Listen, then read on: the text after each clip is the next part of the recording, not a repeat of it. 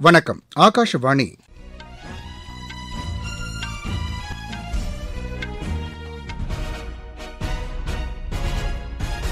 செய்திகள் வாசிப்பவர் ரெங்கநாதன். தலைப்புச் செய்திகள். நக்சல்கள் இல்லாத இந்தியா என்ற உறுதிப்பாட்டில் பாதுகாப்பு படையினர் வரலாற்று வெற்றியை அடைந்துள்ளதாக உள்துறை அமைச்சர் திரு அமித்ஷா தெரிவித்துள்ளார். ஜம்மு காஷ்மீர் திரால் பகுதியில் இன்று காலை பாதுகாப்பு படையினர் தீவிரவாதிகளுக்கு எதிரான நடவடிக்கைகள் மேற்கொண்டனர். ரஷ்யா உக்ரைன் இடையேயான அமைதி பேச்சுகள் துருக்கி தலைநகர் இஸ்தான்புல்லில் இன்று நடைபெறுகிறது. காசாவின் வடக்கு மற்றும் தென்பகுதியில் இஸ்ரேல் நடத்திய வான்வழி தாக்குதலில் சுமார் 70 பேர் கொல்லப்பட்டனர். தாய்லாந்து ஓபன் பேட்மிண்டன் போட்டியில் இந்தியாவின் தருண் மனப்பள்ளி காலிறுதிக்கு முந்தைய சுற்றுக்கு முன்னேறியுள்ளார். இனி விரிவான செய்திகள்.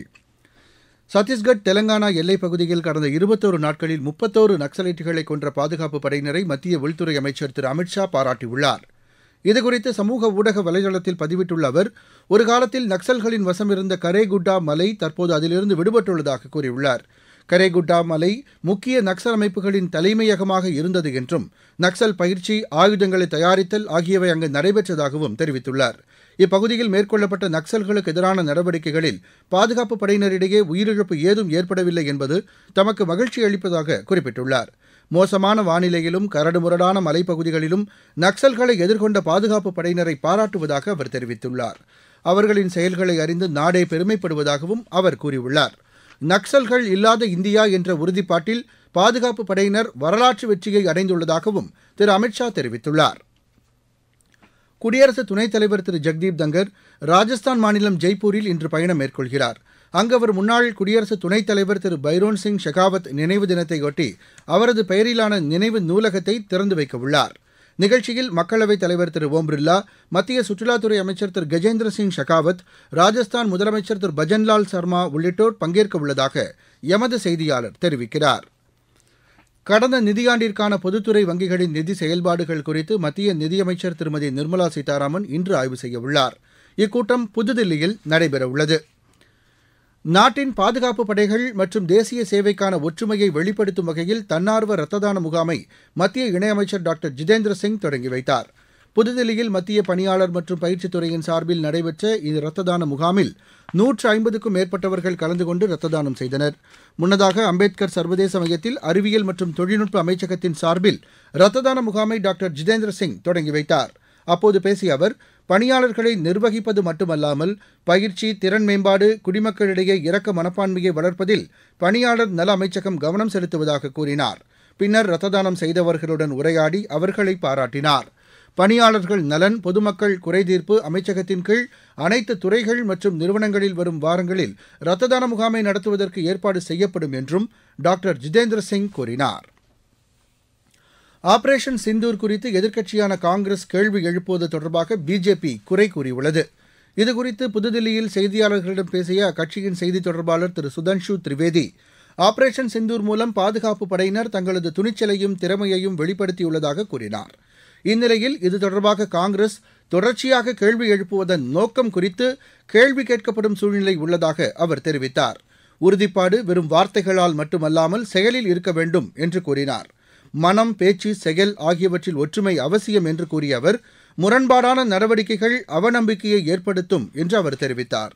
நாடே ஒருங்கிணைந்து செயல்படும் நிலையில் காங்கிரஸ் கட்சியின் இதுபோன்ற நடவடிக்கைகள் பொருத்தமற்றது என்றும் பொறுப்பற்றது என்றும் பிஜேபி செய்தித் தொடர்பாளர் கூறினார். நீங்கள் கேட்டுக்கொண்டிருப்பது ஆகாஷவாணியின் செய்தி அறிக்கை.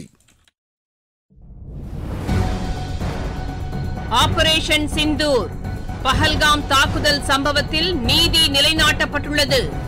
9 தீவிரவாத முகாம்கள் அழிப்பு, 100க்கும் மேற்பட்ட தீவிரவாதிகள் ஒழிப்பு, எதிரி படைகளின் கட்டமைப்பு சிதைப்பு, மத்திய அரசின் உறுதிப்பாடு, பாதுகாப்பு படைகளின் செயல்திறன்.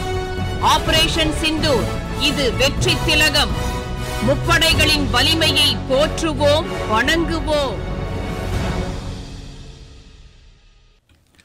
காசாவின் வடக்கு மற்றும் தென்பகுதியில் இஸ்ரேல் நடத்திய வான்வழி தாக்குதலில் சுமார் 70 பேர் கொல்லப்பட்டனர். ஹமாஸ் அமைப்பினர் தோல்வியடையும் வரை பாலஸ்தீன பகுதியில் இஸ்ரேல் தமது தாக்குதலை நிறுத்தாது என்று இஸ்ரேல் பிரதமர் திரு பெஞ்சமின் நெத்தன்யாகு கூறியிருந்த நிலையில் இந்த தாக்குதல் நடைபெற்றுள்ளது. இஸ்ரேல் நடத்திய இந்த தாக்குதலில் வடக்கு காசா பகுதியின் ஜபாலியா என்ற இடத்தை சுற்றிலும் குறைந்தது 50 பேர் கொல்லப்பட்டதாக காசா சுகாதார அமைச்சகம் தெரிவித்துள்ளது. இந்நிலையில் ஜபாலியா பகுதியிலிருந்து வெளியேறுமாறு அங்கு வசிக்கும் பொதுமக்களை இஸ்ரேல் ராணுவம் எச்சரித்துள்ளதாக தகவல்கள் தெரிவிக்கின்றன. ரஷ்யா உக்ரைன் இடையேயான அமைதிப் பேச்சுக்கள் துருக்கி தலைநகர் இஸ்தான்புல்லில் இன்று நடைபெறுகிறது. ரஷ்ய வெளியுறவு துணை அமைச்சர் திரு மிகாஹில் குலாசின், பாதுகாப்பு துணை அமைச்சர் திரு அலெக்சாண்டர் ஃபோமின் உள்ளிட்ட பிரதிநிதிகள் ரஷ்யாவின் சார்பில் பங்கேற்கின்றனர்.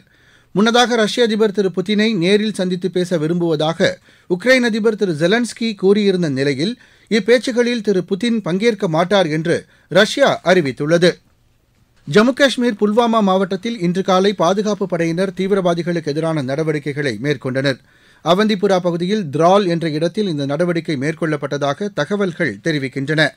ஜம்மு காஷ்மீர் காவல்துறையினர் மற்றும் பாதுகாப்பு படையினர் இணைந்து இந்நடவடிக்கையில் ஈடுபட்டதாக காவல்துறை உயரதிகாரி ஒருவர் சமூக வலைதளத்தில் பதிவிட்டுள்ளதாக எமது செய்தியாளர் தெரிவிக்கிறார். மனித உரிமைகள் குறித்த குறும்பட போட்டிக்கு தேசிய மனித உரிமைகள் ஆணையம் ஏற்பாடு செய்துள்ளது. இதில் கலந்து கொள்ள விரும்புவோர் ஆகஸ்ட் மாதத்திற்குள் தங்களது குறும்படத்தை சமர்ப்பிக்குமாறு ஆணையம் கேட்டுக் கொண்டுள்ளது.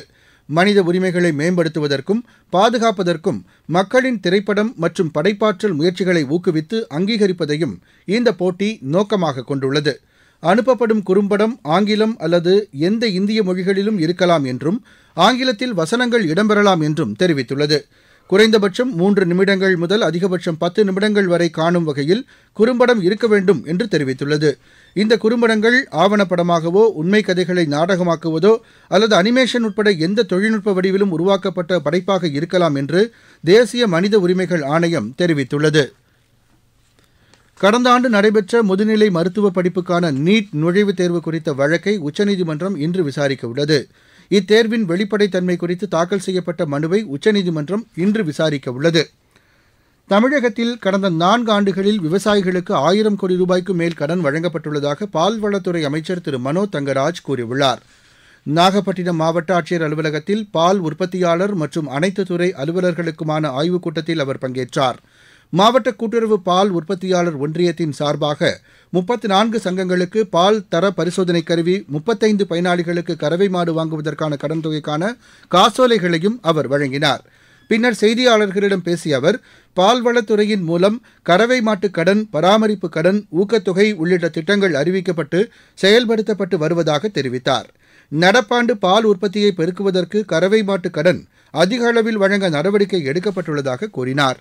இதை விவசாயிகள் பயன்படுத்திக் கொண்டு பால் உற்பத்தியை அதிகரிக்க முன்வர வேண்டும் என்றும் திரு மனோ தங்கராஜ் கேட்டுக் கொண்டுள்ளார்.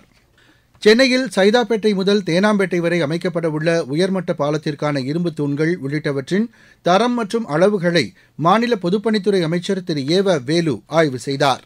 இதற்காக மும்பையில் வாடா என்னும் இடத்தில் இந்த கட்டுமானப் பொருட்களை உற்பத்தி செய்யும் தொழில் பட்டறைக்கு சென்ற அவர் இப்பொருட்களின் உற்பத்தி குறித்து கேட்டறிந்தார். சைதாப்பேட்டை முதல் தேனாம்பேட்டை வரை 3.20 கிலோமீட்டர் தூரத்திற்கு 15 மீட்டர் அகலத்திற்கு அமைக்கப்படும் இந்த உயர்மட்ட சாலை 7 முக்கிய சாலை சந்திப்புகளை கடக்கும் வண்ணம் நிறுவப்படுவதாக மாநில அரசு வெளியிட்டுள்ள செய்திக்குறிப்பில் தெரிவிக்கப்பட்டுள்ளது. தாய்லாந்து ஓபன் பேட்மிண்டன் போட்டியில் இந்தியாவின் தருண் மனப்பள்ளி காலிறுதிக்கு முந்தைய சுற்றுக்கு முன்னேறியுள்ளார். ஆடவர் ஒற்றையர் பிரிவு முதல் சுற்றில் அவர் 21-19, 21-16 என்ற செட் கணக்கில் மலேசியாவின் ஜஸ்டின் ஹோவை வென்றார். கேலோ இந்தியா இளையோர் விளையாட்டுப் போட்டியின் பதக்கப்பட்டியலில் தமிழகம் 5ஆம் இடத்திற்கு முன்னேறியுள்ளது.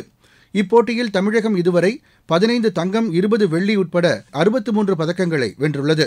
56 தங்கம் உட்பட 149 பதக்கங்களுடன் மகாராஷ்டிரா முதலிடத்திலும், 35 தங்கம் உட்பட 106 பதக்கங்களுடன் ஹரியானா 2ஆம் இடத்திலும் உள்ளன.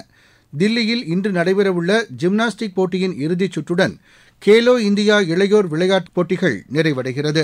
மீண்டும் தலைப்புச் செய்திகள்.